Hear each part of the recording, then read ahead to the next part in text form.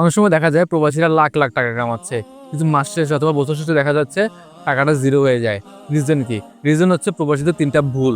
আজকে আমি সে ৩টা ভুল বলবো, যে ৩টা ভুল যদি এড়িয়ে চলতে পারে, আশা করা যায় প্রবাসীরা ৫ থেকে ১০ বছর বা ১৫ বছর পর একটা ভালো একটা অ্যামাউন্ট নিয়ে দেশে ফিরে আসতে পারবে। চলুন শুরু করি। প্রথমত হচ্ছে অতিরিক্ত ধার করা অথবা অতিরিক্ত ঋণ করা। দেখা যায় যে আমরা অনেক সময় ৫ লাখ, ১০ লাখ, ১৫ লাখ, ২০ লাখ, অনেক সময় ২৫-৩০ লাখ টাকা খরচ করে আমরা বিদেশ চলে যাই এবং এই টাকাটা আমরা কোত্থেকে ম্যানেজ করি? ব্যাংক থেকে। ব্যাংকে কি হয়? সুদ দেয় এবং যার কারণে দেখা যায় ৩ বছর ৪ বছর ধরে আমরা শুধু আমাদের ঋণগুলো শোধ করতে থাকি। যার কারণে আমাদের প্রবলেমটা বেড়ে যায়। আমরা গ্রোথ করতে পারি না। তো আমাদেরকে এই ধরনের প্রবলেমগুলো এড়িয়ে চলতে হবে। এর চেয়ে ভালো হচ্ছে আমরা কোনো একটা আত্মীয়স্বজন থেকে অথবা হালাল উপায়ে কিছু টাকা ধার করে, কিছু টাকা নিজে ম্যানেজ করে তারপর বিদেশ যাওয়া। সেকেন্ড হচ্ছে অতিরিক্ত খরচ করা। আমরা অনেক সময় বিদেশে গেলেই পশ লাইফ লিড করতে চাই। মানে আইফোন কিনো, বাইক কিনো, গাড়ি কিনো, হাবিজাবি করতে গিয়ে ব্র্যান্ডের জামা পরো। এসব করতে গিয়ে যেটা হয়, আমরা অতিরিক্ত টাকা খরচ করে ফেলি। মাস শেষে দেখা যায় আমাদের পকেটে কোনো টাকাই থাকে না।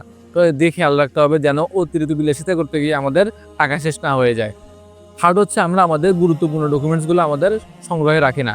যেমন দেখা যায় আমাদের কাজের পারমিট, পাসপোর্ট, ভিসা, ধরেন এর চেয়ে অনেক গুরুত্বপূর্ণ অনেক ডকুমেন্ট থাকে, ব্যাংকের কাগজপত্র, যেগুলো আমরা ছড়াই ছিটায় রাখি এবং একসময় আমরা হারাই ফেলি। যার কারণে আমাদের টাকা পয়সার হিসাব ঠিক থাকে না এবং আমরা দিন শেষে আমরা লস করে ফেলি অথবা হতাশ হয়ে যাই।